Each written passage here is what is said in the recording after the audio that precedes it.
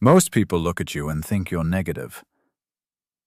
They don't say it out loud most of the time, but you can feel it. The way someone laughs a little too quickly when you mention something going wrong. The way a friend tries to gently correct your thinking, as if your mind is a software bug that just needs an update. The polite worry in their voice when you say the words, "What if?" But here's what they don't understand. You're not a pessimist. You're a simulator. And your mind has been quietly rehearsing disaster for years, long before anything actually went wrong. Picture this. You're about to start something new, a job, a relationship, a city, and before you've even taken the first step, your brain is already scrolling through the failure reel. What if they reject me? What if I hate it? What if I love it and lose it anyway? You're not excited. You're bracing. And you've been bracing so long, you've stopped noticing how tired it makes you.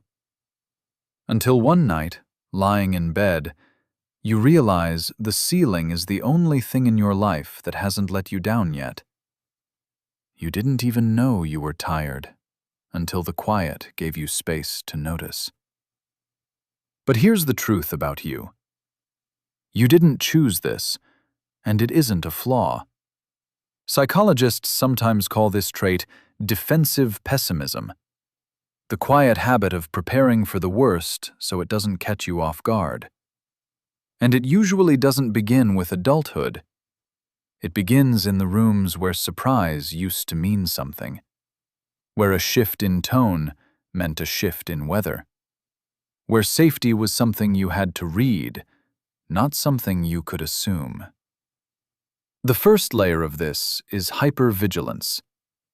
When you grow up around unpredictability, a parent's mood that flips, a home that's stable one week and unstable the next, your brain learns to scan, not because you wanted to, because at some point, noticing the warning sign meant staying safe. That scanner didn't shut off when you grew up and moved into a calmer life. It just keeps doing its job, reading the tone of a voice, noticing a small silence, bracing before the wave even arrives. Your nervous system, in a sense, became a smoke alarm set too sensitive, and it still doesn't know the kitchen is empty. But that's only part of it. The second layer is something stranger, and honestly kind of beautiful. Researchers sometimes call this anticipatory contrast. When you've already imagined the worst, and the outcome turns out only mediocre, your mind quietly celebrates a win it doesn't share with you. You thought the interview would be humiliating. Instead, it was just awkward. You expected the friendship to fall apart. Instead, it's just different now. And somewhere inside, you exhale.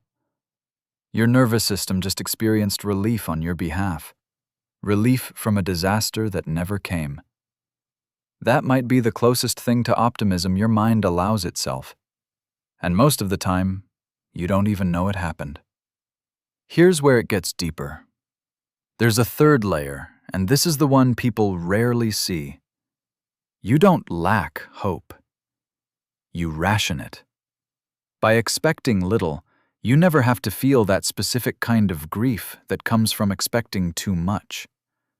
It's not cynicism. It's emotional conservation. Hope, for you, is something you hold in a closed hand. You only open it when the room feels safe enough to. And if you're honest with yourself, you'd rather feel the small relief of being proved right than the deep wound of being proved wrong. And this is the part most people entirely miss. Expecting the worst isn't just fear, it's pattern recognition. Your mind has quietly cataloged how things usually go, in relationships, in jobs, in people, and it's running probability on what it's already seen. You're not projecting, you're predicting, based on a dataset only you carry.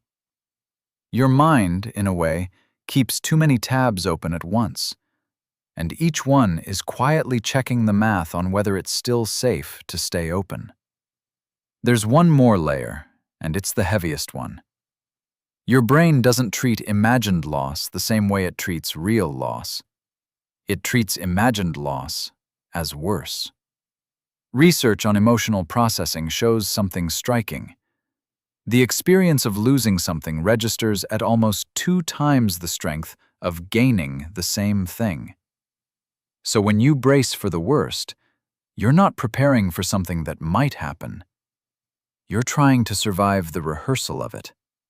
As if heartbreak, anticipated, becomes a quieter wound. The contradiction at the center of you is this. You look like someone who doesn't hope, but you hope harder than almost anyone, just in private and in smaller doses. You look guarded, but you're not guarded because you don't feel.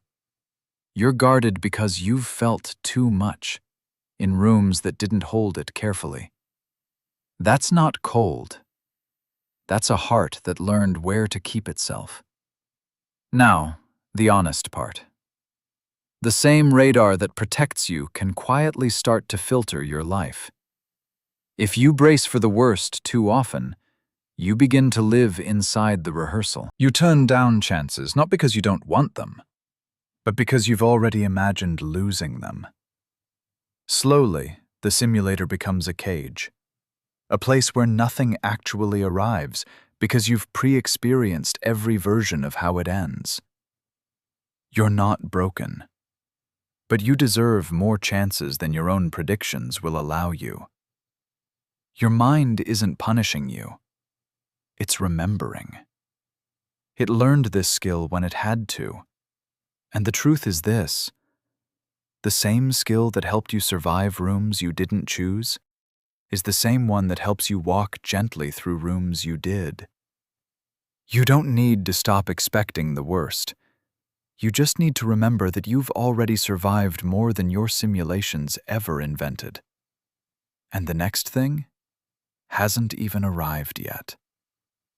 If any of this sounded like you, leave a comment that just says, "Me."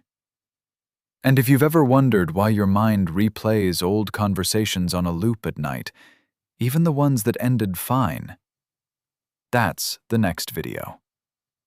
You're not going to want to miss it.